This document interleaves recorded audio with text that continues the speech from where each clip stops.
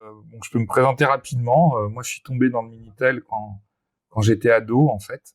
Parce que oui, j'ai passé la cinquantaine. Et donc, premier Minitel, c'est celui de ma grand-mère que je suis allé chercher à l'agence France Télécom. Ça devait être, je pense, en 1984. Et puis, assez rapidement, je me suis intéressé à ça et puis je me suis connecté sur des serveurs et des micro-serveurs. J'en parlerai un petit peu. Micro-serveurs étant des, des gens comme, enfin, n'importe qui pouvait utiliser son ordinateur pour faire un petit serveur chez lui qui permettait d'avoir une personne connectée à la fois. Mais au moins, on a fait des choses très très intéressantes avec ça. Et puis après, j'ai créé une entreprise pour faire et vendre des services Minitel.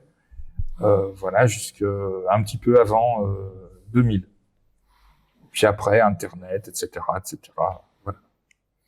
Donc là, on va se focaliser sur la partie jeu, vu que c'est quand même le sujet pour lequel vous êtes venu. Et puis, on va essayer de faire quelque chose d'assez interactif, parce qu'en fait, moi, j'ai pas de présentation très très organisée et structurée. Je suis allé un peu rechercher dans les archives des documents que je pouvais avoir, ce qui concernait les jeux sur Minitel. Puis, je vais vous montrer des services Minitel qui fonctionnent toujours et sur lesquels il y a des jeux comme ça. Si vous voulez aller jouer là-dessus, vous pourrez encore le faire. Voilà. Donc, alors, le Minitel, ça a commencé. Les premières expérimentations, c'est au début des années 80. C'est 80, 81, 82. Le déploiement vraiment des Minitel dans les foyers français, c'est à partir de 84, 85, hein, c'est à peu près ça. Des Minitel, il y en a eu plusieurs millions qui ont été distribués. Il y avait quasiment un foyer sur 5 qui était équipé d'un Minitel au plus fort de, de, de la période Minitel, c'est-à-dire avant qu'Internet arrive. Donc jusqu'à un peu avant les années 2000, on a eu jusqu'à 7-8 millions de Minitel un peu partout dans les foyers. Le tout début du Minitel, ça a été...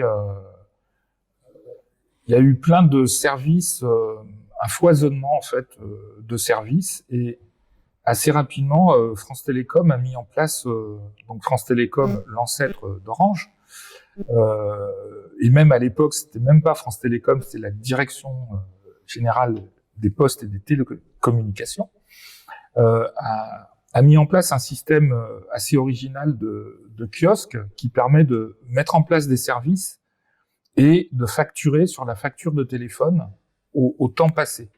Du coup, on pouvait assez facilement faire des services qui pouvaient devenir rentables. Et l'idée quand même derrière, c'était de garder connecté le plus longtemps possible. Et évidemment, les jeux ont été quelque chose qui ont eu quand même pas mal de succès, avec un autre domaine qui est, et dont on a souvent entendu parler, qui sont les messageries roses. Mais les jeux ont aussi eu beaucoup de succès parce que ça permettait de conserver les gens connectés relativement longtemps. L'heure de connexion coûtait à peu près 60 francs. Alors en euros d'aujourd'hui, je sais pas ce que ça donnerait exactement. Ça serait quoi, de l'ordre d'une quinzaine, d'une vingtaine d'euros. Donc voilà comment tout ça fonctionnait sur le plan économique. Alors je vais vous montrer quelques coupures de journaux spécialisés, parce qu'il y avait des journaux spécialisés qui parlaient du Minitel à l'époque. Alors ça, par exemple, c'est un article de Minitel Magazine qui parle du Minitel et puis des différents jeux qui sont disponibles. Alors vous pouvez voir que au niveau graphisme, c'était quand même très limité, hein. Là, on reconnaît la tête de Gainsbourg, mais bon, c'est pas évident. Et voilà le genre d'écran qu'on arrivait à obtenir sur le Minitel, qui au niveau graphique était extrêmement pauvre. Il y avait très très peu de possibilités graphiques. Donc les jeux se sont surtout focalisés sur des jeux de réflexion, des jeux de hasard, et très très peu de jeux d'action, parce que la vitesse de communication ne permettait pas de faire des choses très interactives et ne permettaient surtout pas de faire du temps réel. Le Minitel, il faut savoir que c'était un terminal, il y avait zéro intelligence à l'intérieur, et donc tout ce qui était affiché provenait du serveur sur lequel on était connecté. Et les transmissions de données étaient bien plus, extrêmement lentes. On pouvait transmettre l'équivalent de 120 caractères par seconde. Donc, pour remplir complètement une page écran Minitel, il fallait 4 secondes à peu près. Donc, on pouvait difficilement faire des choses interactives. Donc là, on voit que dans les jeux qui sont listés ici, donc ça, c'est quelques services. Ici, vous avez une liste de jeux qui existent. Alors ça, c'est un journal qui date de 1984. Donc on peut vraiment dire que c'est le tout début du Minitel. Donc les types de jeux qui avaient des puzzles, des échecs en ligne. On pouvait jouer contre l'ordinateur ou jouer contre un adversaire. Là, c'était plutôt jouer contre un autre adversaire, donc permettre aussi du jeu à distance sur des jeux classiques comme les échecs, je sais pas, les dames, le jeu de Go ou ce genre de choses. Le jeu d'Othello qui était assez courant à l'époque. Je sais pas si c'est quelque chose qui est encore où il y a des gens qui jouent encore à Othello, qui s'appelle aussi le Reversi. Les échecs, des calculs, le mastermind, le blackjack, le pendu, le solitaire. Enfin, je vous liste un peu ce qu'il y a là, mais vous voyez, c'était quand même des jeux assez peu, pas de choses d'action. C'était quasiment impossible techniquement. Et vraiment des jeux de réflexion, des jeux de plateau, qui étaient adaptés tant bien que mal à l'écran du Minitel. Donc, tous ces fournisseurs de jeux se rémunéraient par le temps pendant lequel on restait connecté sur le service en question. Donc, je vous ai dit, c'était à peu près 60 francs de l'heure, donc ce qui correspondrait aujourd'hui avec l'inflation et tout, on serait plutôt à une vingtaine, voire même à une trentaine d'euros, quoi. C'était relativement cher.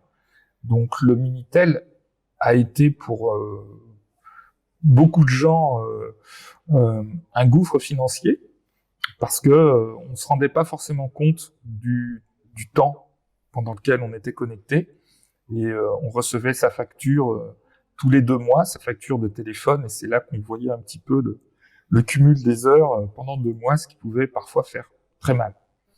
Donc il y a eu un certain nombre de Minitel qui ont été utilisés pendant 1 mois ou 2 et rangés définitivement au placard, à la cave ou au grenier.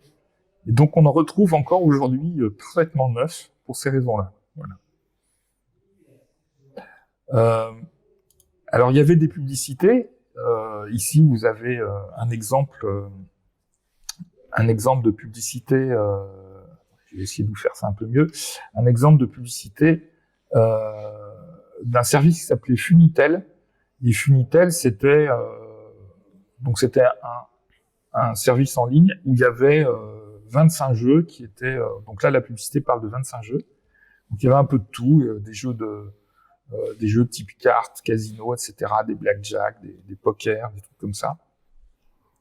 Mais il y avait aussi des horoscopes, il y avait aussi ce genre de choses qui venaient s'ajouter dessus. Ça, c'est une autre publicité de l'époque. Donc, vous voyez SOS Torpille, Jackpot, Puzzle, Mister Mo, et ce sont donc c'était des jeux qu'on retrouvait. Il y avait quand même beaucoup de jeux qui étaient un peu identiques d'un serveur à l'autre, parce que l'originalité était quand même assez compliquée vu les contraintes techniques qu'on avait. Alors, vous pouvez voir que le numéro de téléphone là qui est indiqué, 615 91 77, en fait, c'est le numéro de téléphone qui a existé avant le 3615. Le 3615 est apparu, Le 3615, qui reste peut-être dans la mémoire des plus anciens, est un numéro court qui est apparu en 1986, quand il y a eu toute une renumérotation téléphonique sur la France entière. Mais avant ça, donc, c'était le 615 91 77 pour accéder à ce qui est devenu après le 3615. Donc, on voit aussi dans cette publicité là que c'est proposé par Science et Avenir. On peut constater qu'il y a beaucoup de services en ligne à l'époque qui étaient rattachés à des titres de presse pour une raison réglementaire, c'est que un service Minitel était considéré comme un service audiovisuel, et pour pouvoir obtenir ce qu'on appelait un mnémonique, un code d'accès, donc le 3615 Funitel. Donc ce Funitel, pour pouvoir l'obtenir, il fallait avoir un numéro de commission paritaire, qui était quelque chose qui était lié à la presse et aux médias en général. Donc c'est pour ça qu'il y a eu beaucoup de services en ligne qui étaient en lien avec des sites de presse. Et quand je parle de services en ligne, il y a bien sûr ceux pour les jeux, mais il y a aussi toutes les messageries qui étaient souvent rattachées à des groupes de presse comme Libé, le Parisien Libéré, le Nouvel Obs, etc., etc. Donc je ne sais pas si vous voyez bien à l'écran, c'est une liste voilà, de services avec des jeux comme il pouvait y avoir à l'époque. Alors là, en plus, ils sont notés. Donc Funitel, le jeu des allumettes de Funitel, apparemment, c'était vraiment le top du top, 19,5 sur 5. On passe beaucoup de temps à comprendre pourquoi Joe, l'ordinateur, gagne toujours. Et lorsqu'on a trouvé l'astuce, ça perd de son intérêt. Donc voilà, c'était assez marrant. En fait, ce jeu des allumettes, ces 4 rangées d'allumettes, ça correspond à un jeu qui s'appelle le jeu de Marienbad. Et il y a beaucoup de jeux comme ça, assez traditionnels, qui ont été adaptés sur Minitel parce que il n'y avait pas besoin de beaucoup de réactivité et de technique pour pouvoir les faire fonctionner. Vous voyez le coût, je ne sais pas si ça apparaît bien à l'image, le coût était quand même de 60 francs de l'heure. Certains étaient moins chers parce que ils n'utilisaient pas le 3615 mais le 3614, qui était un autre palier tarifaire. Et donc il y avait pas mal de services, comme on peut le voir là. La liste est quand même assez longue, et ça date de 1985. Donc vous voyez, c'est quand même assez tôt au début du Minitel. Les jeux ensuite se sont pas développés énormément parce que les micro-ordinateurs et les consoles de jeux ont commencé à apparaître, mais en 84-85, c'était quand même très très rare. Les consoles de jeux que l'on avait étaient des consoles qu'on branchait sur le téléviseur. C'était la console typique, c'était la console à 10 jeux avec éventuellement le pistolet optique pour tirer sur l'écran. Mais c'était quand même très très limité. Et là, il y avait des jeux un petit peu plus évolués. Et puis surtout, ce que je disais tout à l'heure, la possibilité de jouer à 2 à distance. Donc ça, il pouvait y avoir des choses intéressantes sur des jeux de plateau, des jeux classiques comme les échecs, ce genre de choses. Ici, vous avez une photo avec le fameux jeu de Marienbad de Funitel. Donc photo d'époque, avec téléviseur d'époque, téléphone d'époque. Et ce qu'on voit en dessous de l'écran, je ne sais pas si vous le distinguez, parce qu'en fait, là, vous avez ce qu'on voit, c'est un téléviseur. Les Minitel n'avaient en général pas d'affichage en couleur. L'affichage des Minitel était noir et blanc. Et donc là, on a quelque chose d'un peu particulier. C'est qu'on a un téléviseur qui est branché à une sorte de grand boîtier plat qui se trouve en dessous. Et ce grand boîtier plat correspond à un prototype qui a été utilisé dans les années 80-82 pendant l'expérimentation de Vélizy, qui a permis de valider le principe du Minitel, des services sur Minitel et de la généralisation de la distribution des terminaux. Je ne sais pas si vous le distinguez, mais la petite fille a un clavier dans la main. Et ce clavier est relié par une liaison infrarouge à ce boîtier. C'était extrêmement moderne pour l'époque. Et évidemment, c'est pas ça qui a été distribué dans tous les foyers parce que ça aurait coûté beaucoup trop cher. Vous aviez aussi des jeux de hasard, voilà, la boule, des jackpots, des casinos, des trucs comme ça. Mais il pouvait y avoir sur certains services Minitel des cadeaux à gagner. Mais bon, évidemment, déjà à l'époque, la réglementation sur les jeux de hasard était assez stricte. Mais bon, il était possible de gagner des cadeaux, ce genre de choses.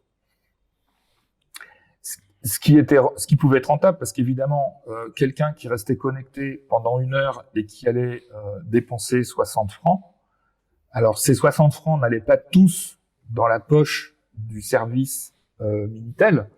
Il y avait à peu près 70% qui revenaient aux fournisseurs de services et 30% qui étaient conservés par France Télécom.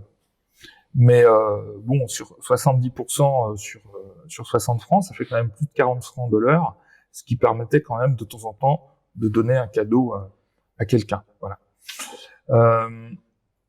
Les autres types de jeux, vous aviez des jeux de connaissances, un peu comme, on va dire, un peu style Trivial Pursuit ou ce genre de choses. Donc là, on revoit le Nouvel Ops, donc groupe de presse, Atlas Echo qui était aussi un peu un groupe de presse, déchiffrer des lettres, le pendu, voilà, c'est ce type de jeu qu'on avait à l'époque. Alors à quoi ça ressemblait? Eh bien, là vous avez un exemple. Donc, ça c'est un service. C'est un service qui a été remis en ligne par des amis. Pourquoi? Parce que depuis un petit peu plus de 2 ans, avec des amis, on a ressorti un petit peu ce qu'on avait fait à l'époque. Et on a voulu remettre ça en ligne pour que des gens d'aujourd'hui qui n'ont pas forcément connu le Minitel puissent voir à quoi ressemblaient les services Minitel de l'époque. Donc je vais vous montrer quelque chose qu'on a remis en ligne. Ça arrive. Donc l'affichage là, il est à la vitesse de l'époque. Donc vous voyez qu'il fallait quand même un certain temps pour que une page écran, là c'est le menu général du service, s'affiche. Et ça c'est le menu des jeux. Donc là on voit qu'il y a un peu plus d'une douzaine de jeux, il y a 13 jeux en tout. Donc le Snake, le Race, le Bomber, le Poker. Donc vous voyez, on retrouve un peu les thématiques dont je parlais tout à l'heure. Le Labyrinthe, Terminator, etc., etc. Alors à quoi ressemblaient les jeux?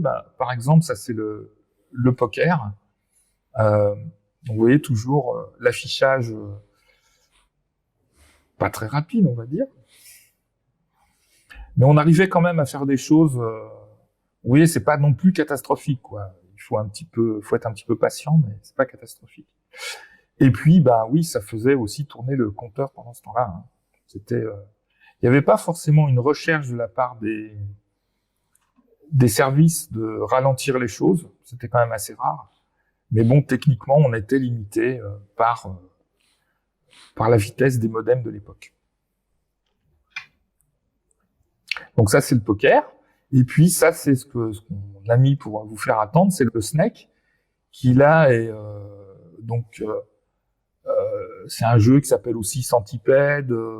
Voilà, c'est un grand classique des jeux vidéo de l'époque. Et là, c'était quand même un jeu qui était un petit peu interactif parce que il fallait réagir et on avait 4 touches qui permettaient de changer de direction, de faire changer de direction à notre serpent. Voilà. Donc là, on retrouve un fonctionnement de jeu assez courant.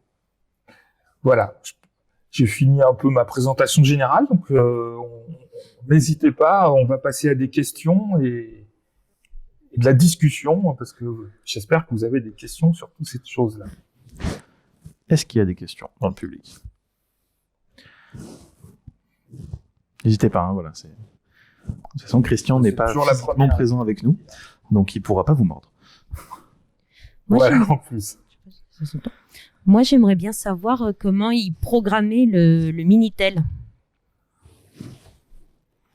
Alors, ne programmait pas le Minitel, parce que ce n'était qu'un terminal, hein, c'est juste un écran, un clavier et un modem, rien d'autre.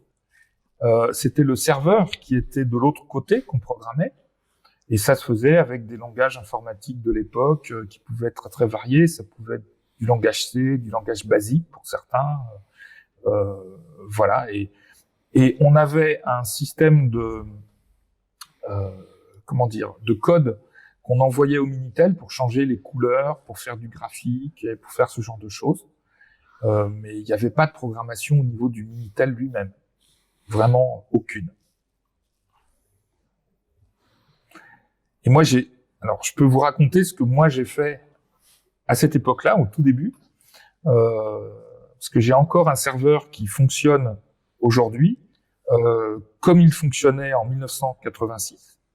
Il fonctionne le 2, et j'avais programmé tout mon serveur en basique et en langage assembleur aussi. Donc, il y avait un mélange entre les deux. Et j'ai différents jeux. Quand on se connecte dessus, alors là, on est obligé de se connecter avec un vrai Minitel dessus, en le branchant sur une ligne de téléphone, comme à l'époque. Et il y a des jeux comme le Mastermind, un Blackjack, il y a un labyrinthe, il y a ce genre de choses. Et ça, je l'ai programmé en basique, voilà. Est-ce qu'il y a une autre question ?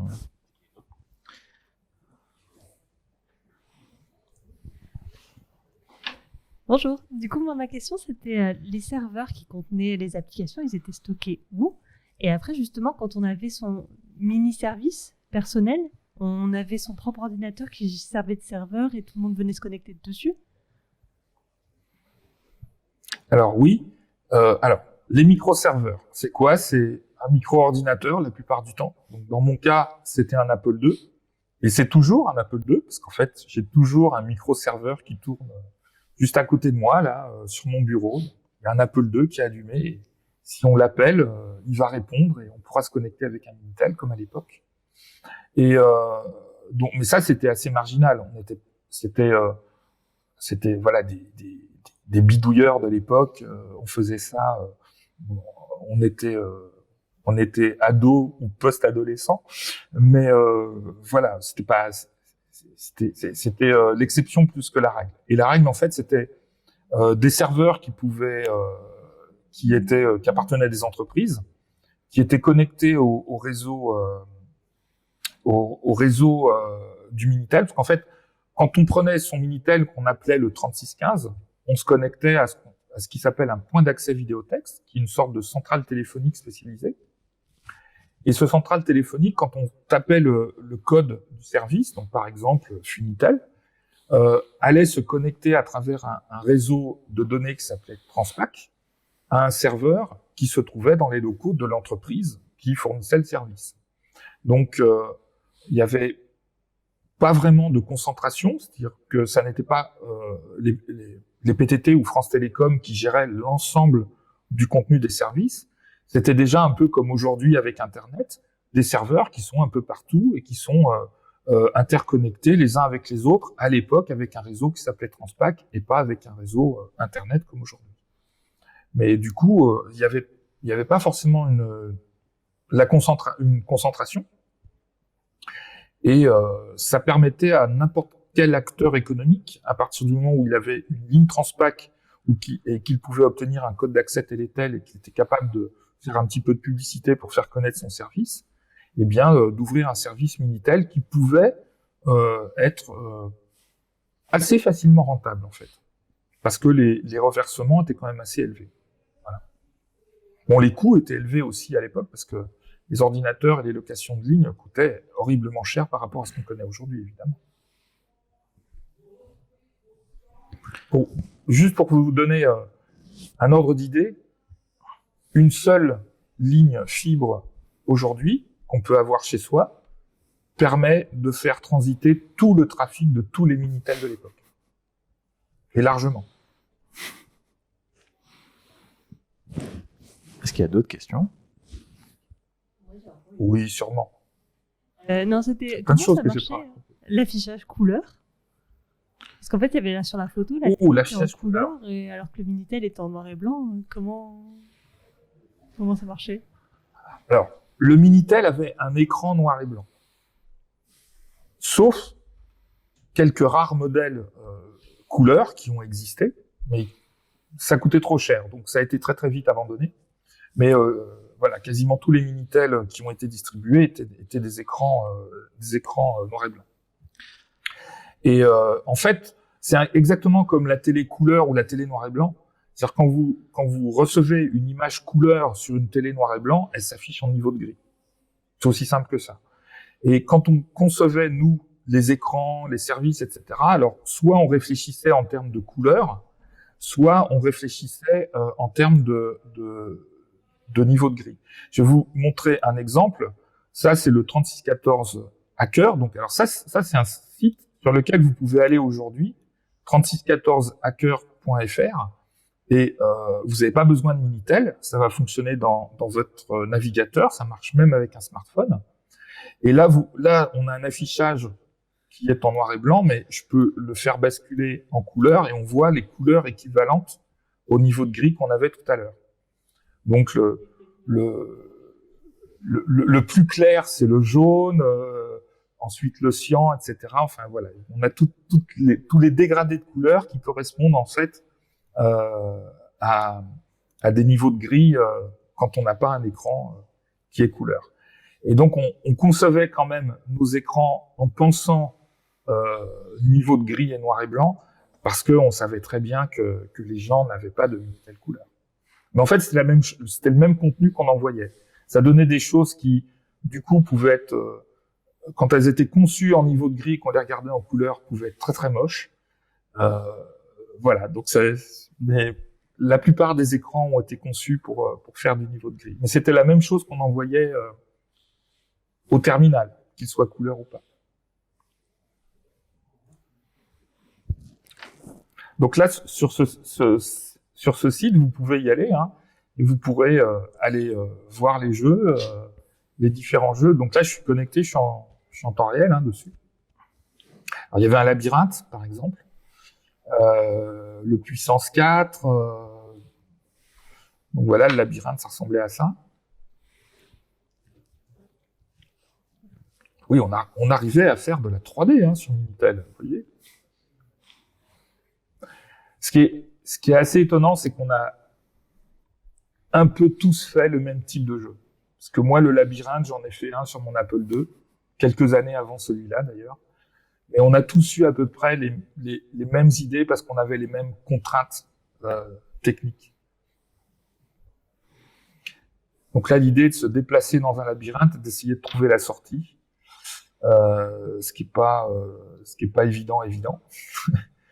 Voilà, on peut demander à afficher une carte pour voir où on se trouve dans le labyrinthe. Donc là, j'avais déjà progressé, donc le jeu m'a remis à l'endroit où j'étais quand j'avais démarré, quand j'avais arrêté la dernière fois. Donc il faut toujours que je trouve la sortie là qui est en bas à droite. Et pour l'instant, j'en suis encore un petit peu loin. Et là, le labyrinthe, vous avez 256 cases par niveau, il y a 10 niveaux, et donc il faut passer les niveaux les uns après les autres, ce qui n'est pas franchement évident.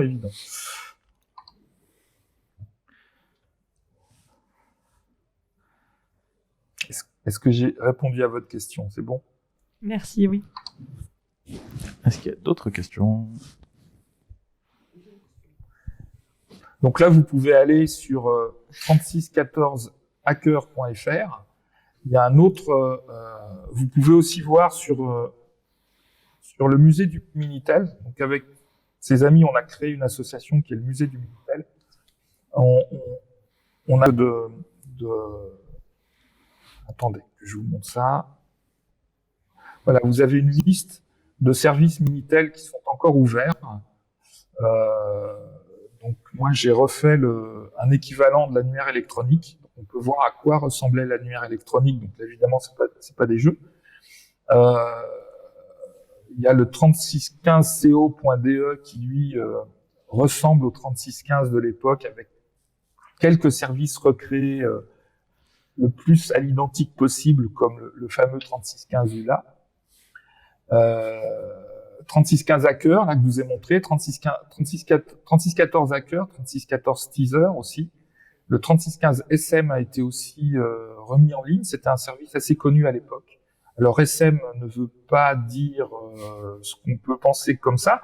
C'est serveur médical. Alors bon, ça parlait pas que de médecine, hein, c'est sûr. Et puis il y a des micro-serveurs, donc avec des numéros de téléphone direct sur lesquels on peut encore se connecter.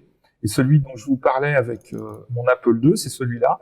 Donc là derrière, c'est un Apple II qui fonctionne comme il y a un peu plus de, comme il y a 35 ans, quoi, à l'identique.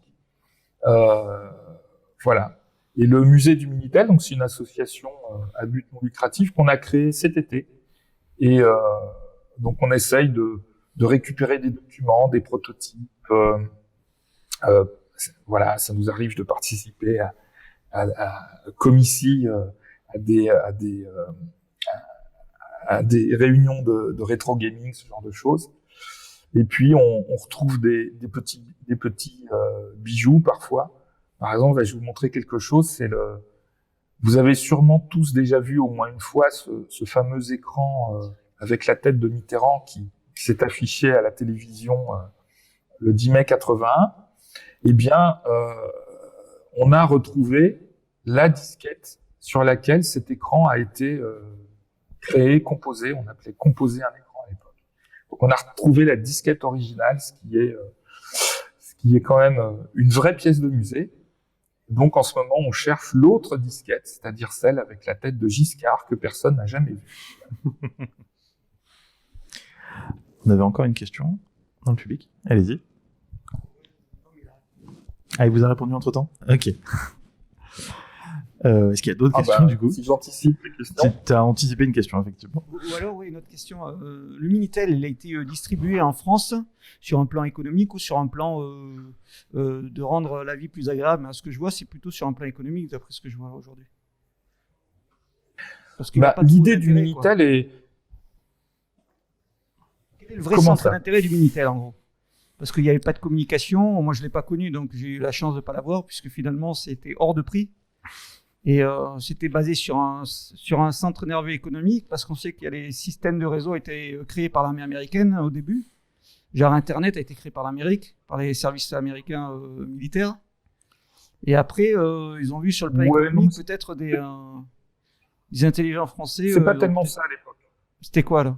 Non, au tout début du Minitel, c'est-à-dire on est à la fin des années 70, l'Internet aux États-Unis est encore quelque chose de complètement balbutiant, qui interconnecte quelques universités, quelques centres de recherche et tout ça, mais le grand public n'y a absolument pas accès.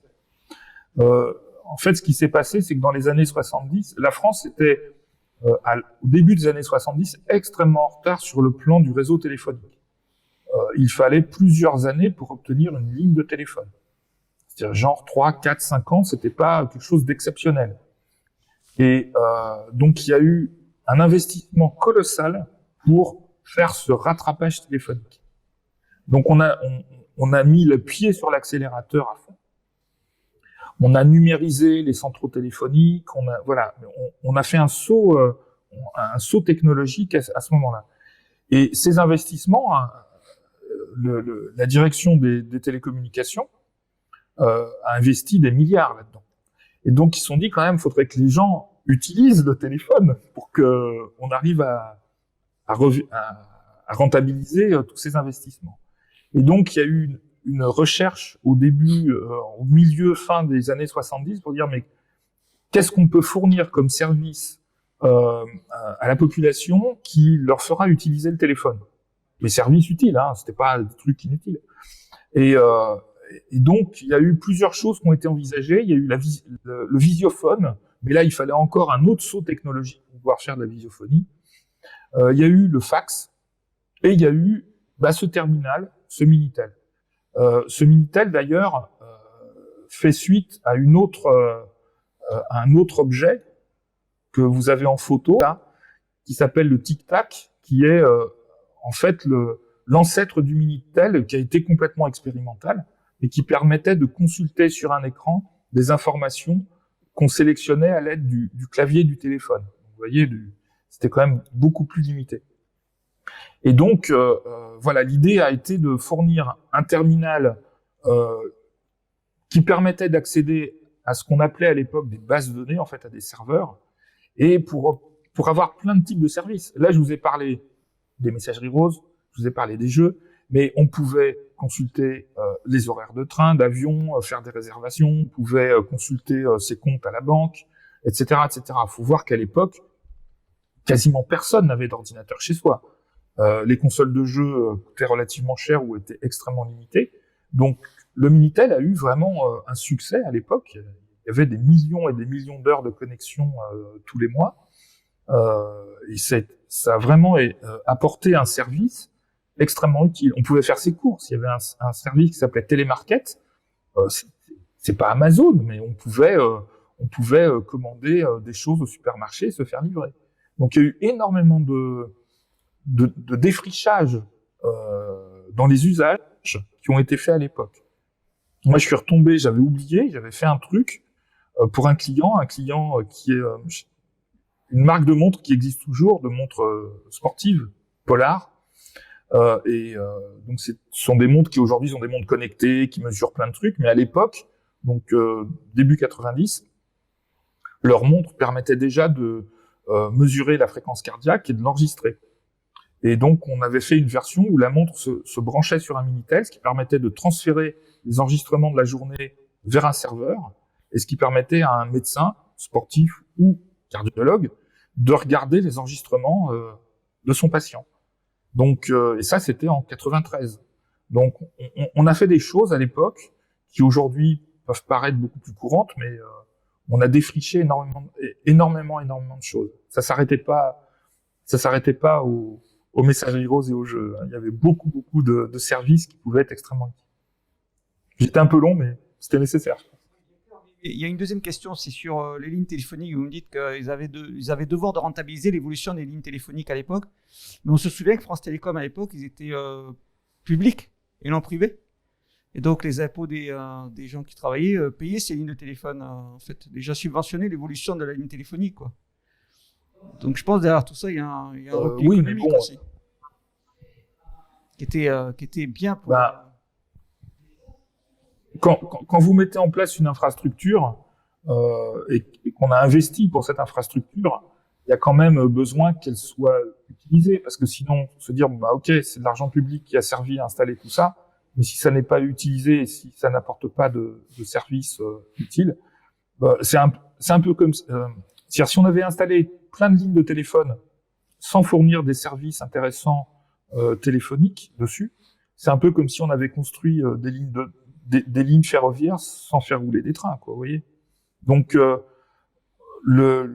toute l'infrastructure de centraux téléphoniques, de lignes, etc., était intéressante aussi parce qu'on fournissait des services. Donc, après le Minitel est arrivé un autre service qui s'est généralisé et qui aujourd'hui est encore utilisé, qui est l'audiotel, c'est-à-dire tous les services téléphoniques vocaux. Ça n'a pas disparu parce qu'on n'a pas besoin de terminal obsolète, mais voilà, vous avez encore des services de renseignement ou des services qu'on peut obtenir de façon vocale, et ça aussi, ça permet de faire que les lignes qui ont été installées ont été utiles. Et ces lignes installées dans les années 70, en ce moment, on est en train petit à petit de les remplacer par de la fibre, et dans certains endroits, on est en train de les retirer, les lignes cuivre. Mais vous voyez, c'est un investissement qui aura quand même été exploité pendant une 50aine d'années.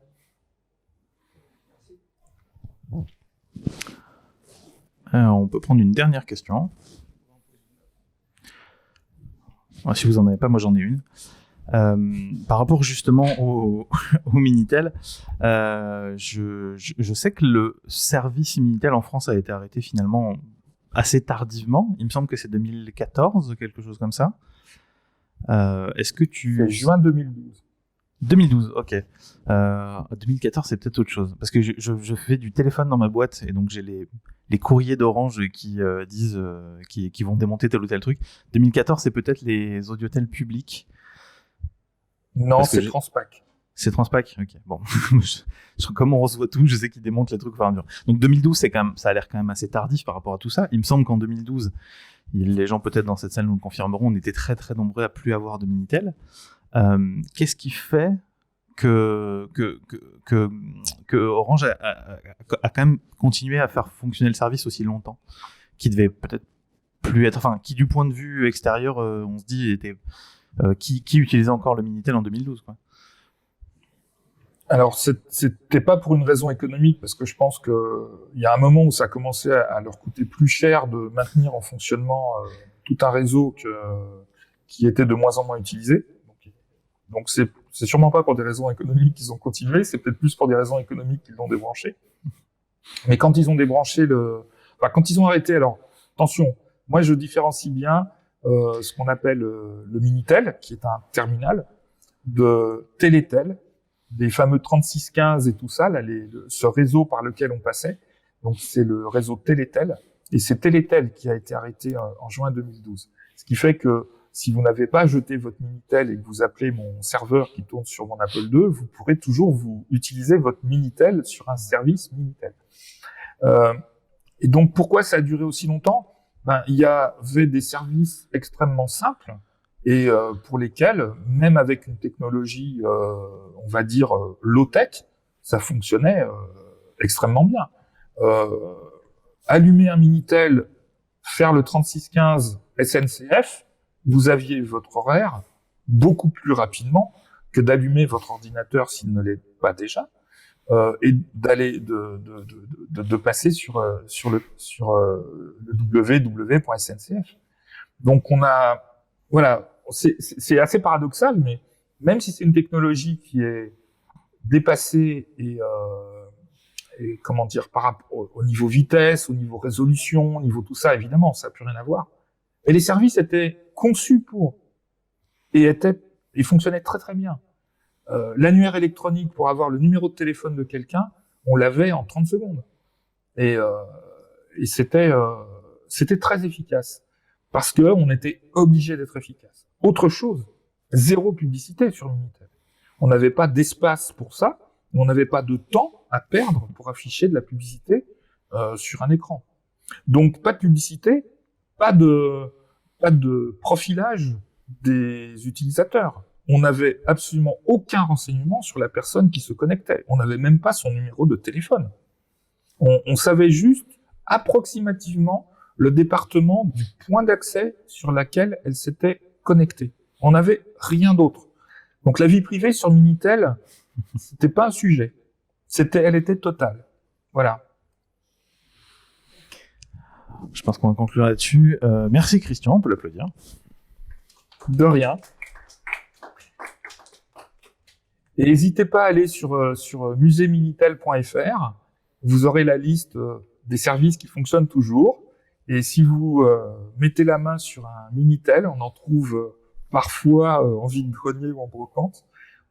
Il y en a toujours à vendre pas cher sur le Bon Coin. Vous pouvez aller vous brancher là-dessus et puis voir un petit peu à quoi ça ressemblait. Voilà. C'est du rétro pas cher. Oui, parce que quand bien même ils étaient propriété de France Télécom Orange, étant donné que du jour au lendemain c'est devenu un déchet, ils n'ont pas mis non plus une énergie folle à les récupérer. Donc on en trouve encore. Oui, attention. C'était même à l'époque propriété de l'État. Merci beaucoup Christian.